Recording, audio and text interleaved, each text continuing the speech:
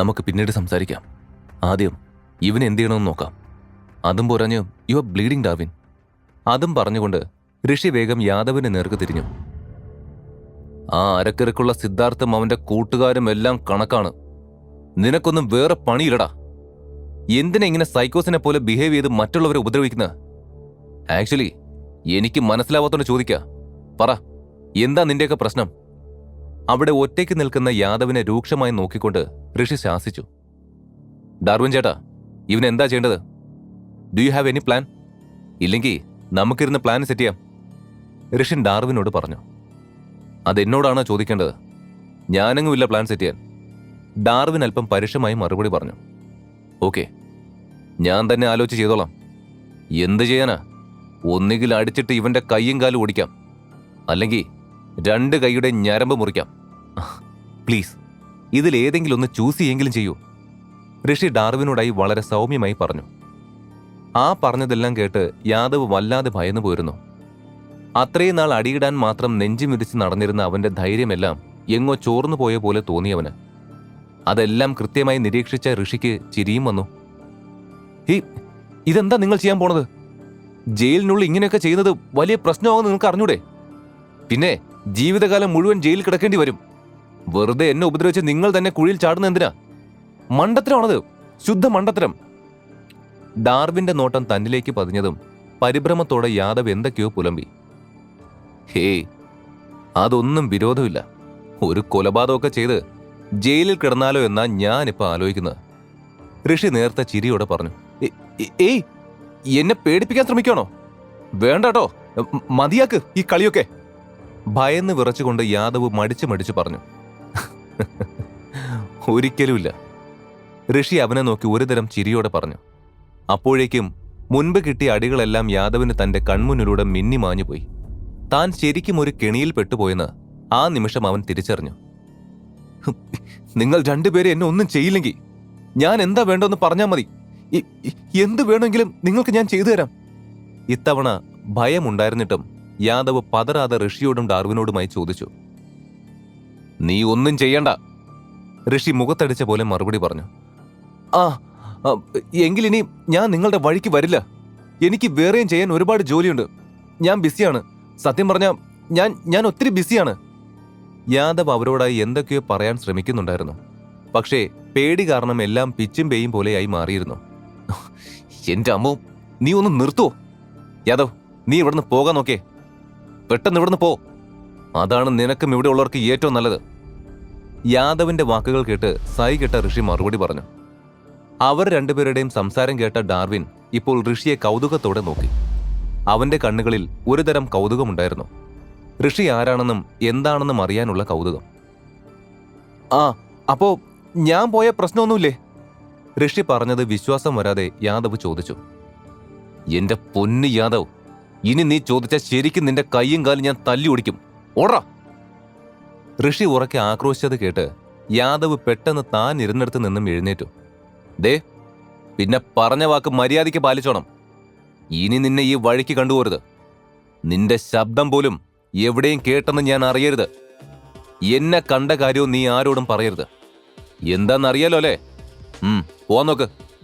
പിന്നെ കൂടാതെ നിന്റെ ഈ കൂട്ടങ്ങളെയും കൊണ്ടുപോ. അവിടെ നിന്നും തിരിഞ്ഞു നടക്കാൻ തുടങ്ങിയ യാദവിന്റെ തലയിൽ ഒരു കൊട്ടു കൊടുത്തുകൊണ്ട് ഋഷി പറഞ്ഞു. അത് കേൾക്കേണ്ട താമസം യാദവ് സമ്മതത്തോടെ തലയാട്ടി. നിലത്തടികൊണ്ട് കിടന്നവന്മാരെയെല്ലാം ചവിട്ടി എഴുന്നേൽപ്പിച്ചു. അല്പസമയത്തിനകം അവൻ അവരെയെല്ലാം കൂട്ടി അവിടെ നിന്നും പോയി കഴിഞ്ഞിരുന്നു.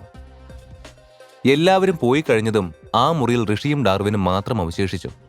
തങ്ങൾ മാത്രമായതും ഋഷി തന്റെ സെല്ലിൽ പോയി കയ്യിൽ കരുതിയിരുന്ന ഫസ്റ്റ് എയ്ഡ് ബോക്സ് എടുത്തു വന്നു. അതിലെ കുറച്ച് മെഡിസിൻസ് വെച്ച് ഡാർവിന്റെ മുറിവ് ഡ്രസ് ചെയ്ത് കൊടുത്തു.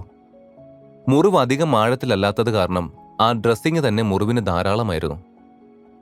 അപ്പോ ശരിയേട്ടാ, പിന്നെ കാണാം. മുറിവ് ഡ്രസ്സ് ചെയ്തതും ഋഷി ഡാർവിനോട് യാത്ര പറഞ്ഞു. ഏയ് വെയിറ്റ്, 1 മിനിറ്റ്. അവൻ ആ സെല്ല് വിടും മുൻപേ ഡാർവിൻ അവനെ പിന്നിൽ നിന്നും വിളിച്ചു. എന്താ ചേട്ടാ? ഋഷി നിഷ്കളങ്കമായ മുഖത്തോടെ ചോദിച്ചു. ഇവിടെ വാ. ഡാർവിൻ വിളിച്ചതും ഋഷി ഒരു മടിയോടെ അയാളുടെ അടുത്തേക്ക് ചെന്നു. ഋഷി തന്റെ അടുത്ത് വന്നതും അല്പനേരം നിശബ്ദനായി നിന്ന ഡാർവിൻ പെട്ടെന്ന് ഋഷിയുടെ കയ്യിൽ പിടിച്ച് വാതിലിനടുത്തേക്ക് നീട്ടിപ്പിടിച്ചുകൊണ്ട് നോക്കി. ഋഷിയുടെ വലത് കൈയിൽ നിന്നും രക്തം വരുന്നത് ആ വെളിച്ചത്തിൽ വെച്ച് നോക്കിയപ്പോൾ വ്യക്തമായി കാണാമായിരുന്നു. ഈ മുറിവ് പറ്റിയതുപോലും നിനക്കറിയാൻ വയ്യേ? അത്രമാത്രം പറഞ്ഞുകൊണ്ട് ഡാർവിൻ അവിടെ കിടന്ന ഒരു തുണിയുടെ തുണ്ട് കീറി അത് വെള്ളത്തിൽ മുക്കി തുടച്ച് മരുന്ന് വെച്ച് ഋഷിയുടെ കയ്യിൽ മുറുകെ കെട്ടി. ഡാർവിന്റെ മുതുകിൽ കുത്താൻ വന്ന കത്തി പാതിയും തടഞ്ഞു പിടിച്ചത് കാരണം ഋഷിയുടെ കൈക്ക് മുറിവേറ്റിരുന്നു. താങ്ക്സ് ചേട്ടാ, ഞാനിത് ശ്രദ്ധിച്ചേയില്ല. ഋഷി വാതിലിന് നേരെ തിരിഞ്ഞുകൊണ്ട് പറഞ്ഞു. ഏയ്, നീ എങ്ങോട്ടാ തിരക്ക് പിടിച്ചു പോണത്? ഞാൻ പറഞ്ഞു തീർന്നില്ല, ഡാർവിൻ വീണ്ടും പറഞ്ഞു. ഇനി എന്താ ചേട്ടാ? പരിഭ്രമം മറച്ചു വെച്ചുകൊണ്ട് ഋഷി ചെറു പുഞ്ചിരിയോടെ ചോദിച്ചു. ആരാ നീ? ഡാർവിൻ ശബ്ദം താഴ്ത്തി ചോദിച്ചു. ആ ചോദ്യം കേട്ടതും ഋഷി ഒന്ന് പതറി. ഡാർവിൻ അപ്പോഴും അവനെ തന്നെ നോക്കുകയായിരുന്നു. അത് ചേട്ടാ, ഞാൻ നേരത്തെ പറഞ്ഞതല്ലേ. ഋഷി സ്വയം സംയമനം വരുത്താൻ ശ്രമിച്ചുകൊണ്ട് പറഞ്ഞു. It's not just about your name. Rishi, നിന്നെപ്പറ്റി എനിക്കറിയണം, ഡാർവിൻ നിർബന്ധത്തോടെ പറഞ്ഞു. അങ്ങനെ ആ നിമിഷം ഇനി ഡാർവിന്റെ അടുത്തു നിന്നും രക്ഷപ്പെടാൻ കഴിയില്ലെന്ന് മനസ്സിലാക്കിയ ഋഷി അവിടെ ഇരുന്നു. എന്റെ ചോദ്യത്തിന് ഉത്തരവില്ലേ? ഇരു കൈയും കെട്ടി അവന്റെ മുന്നിൽ നിന്നുകൊണ്ട് ഡാർവിൻ പതിഞ്ഞ സ്വരത്തിൽ ചോദിച്ചു. അതാ, യാദവനെ തല്ലിയതുപോലെ വേറെയും തർക്കമുണ്ടായി. ആ പ്രശ്നം ഉണ്ടാക്കിയ ആളെ പിടിക്കാതെ പോലീസ് എന്നെ പിടിച്ചു, ഋഷി വിരസമായി പറഞ്ഞു. എന്തുകൊണ്ട്? ഡാർവിൻ ചെറിയ ആശയക്കുഴപ്പത്തോടെ അവനെ നോക്കി. മാർക്കറ്റിൽ വെച്ച് ഒരാളുമായി ഞാൻ അടിയിട്ടു. ആ ഓപ്പോസിറ്റ് നിന്നയാൾക്ക് ചെറിയ മുറിവ് പറ്റി. അതാണെന്ന് തോന്നുന്നു എന്നെ നേരെ ഇങ്ങോട്ട് കൊണ്ടുവന്നത്. ഋഷി നിഷ്കളങ്കമായെന്ന പോലെ പറഞ്ഞപ്പോൾ ഡാർവിന് ചിരി വന്നു. പക്ഷേ അതിനെ നിയന്ത്രിച്ചുകൊണ്ട് ഡാർവിൻ ഋഷിയെ നോക്കി. നീ പറയുന്നത് സത്യമാണോ കള്ളമാണോ എന്നറിയാൻ എനിക്ക് അധികം സമയമെടുക്കില്ല ഋഷി. അതുകൊണ്ട് എന്നോട് കള്ളം പറയരുത്. ഇവിടെ വന്നതിന് ശേഷം നീ എന്നെ ഫോളോ ചെയ്തില്ലേ? ഡാർവിൻ നേരെ ചോദിച്ചതും ഋഷി പെട്ടെന്ന് ഞെട്ടിപ്പോയി. ഏയ്, നിങ്ങളെപ്പോഴും ഒറ്റയ്ക്കിരിക്കുന്നത് കണ്ടിട്ട് ഒരു കൗതുകം തോന്നി. നിങ്ങൾ ആരാ എന്തെന്നൊക്കെ അറിയാൻ വേണ്ടി. പോരാത്തതിന് എന്റെ ശത്രുവായ യാദവ് നിങ്ങളുടെ പിന്നാലെ തന്നെ ഉണ്ടായിരുന്നു. മൊത്തത്തിൽ എനിക്ക് ക്യൂരിയോസിറ്റി ഏറി, അത്രേ ഉള്ളൂ. ഋഷി പറഞ്ഞത് കേട്ട് ഡാർവിൻ അവനെ മൊത്തത്തിലൊന്ന് കണ്ണൊഴിഞ്ഞു. നിന്റെ പേര് ഋഷി എന്നാണോ? ജസ്റ്റ് ഋഷി? ഡാർവിൻ തന്റെ അടുത്ത ചോദ്യം ചോദിച്ചു. No, it's Rishin. പിന്നില്ലേ, നമുക്ക് രണ്ടുപേർക്കും ഫ്രണ്ട്സാകാൻ പറ്റുമോ? ഋഷി അതും ചോദിച്ചുകൊണ്ട് ഡാർവിന്റെ നേർക്ക് പെട്ടെന്ന് കൈനീട്ടി. ഏയ്, ആരുമായും ചങ്ങാത്തത്തിലാവാൻ എനിക്ക് താല്പര്യമില്ല. നീ നിന്റെ മുറിയിലേക്ക് പോകാൻ നോക്ക്. എനിക്ക് നന്നായിട്ട് ഉറക്കം വരുന്നുണ്ട്, ഡാർവിൻ രൂക്ഷമായി പറഞ്ഞു.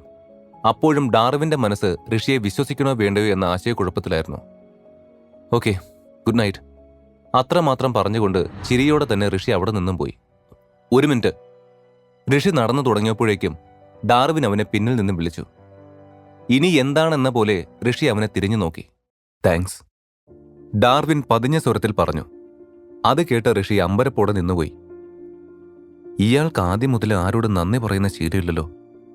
അതുമോർത്ത് പുഞ്ചിരിയോടെ അവനെ നോക്കി തലയാട്ടിക്കൊണ്ട് ഋഷി അവിടെ നിന്നും പോയി. പിന്നീടുള്ള ദിവസങ്ങളിൽ ഋഷി നേരിട്ട് ഡാർവിനെ തേടി പോകാൻ തുടങ്ങി.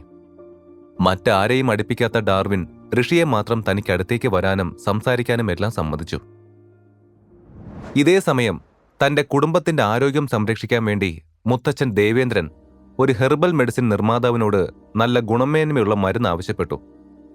എന്നാൽ ദേവേന്ദ്രൻ ആവശ്യപ്പെട്ടതുപോലൊന്നും അയാളുടെ കൈവശമില്ലായിരുന്നു.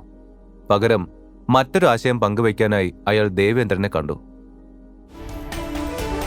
ഈ കഥ തുടർന്ന് കേൾക്കുന്നതിനായി ഇപ്പോൾ തന്നെ പോക്കറ്റ് FM ആപ്പ് ഇൻസ്റ്റാൾ ചെയ്യൂ. Link in description.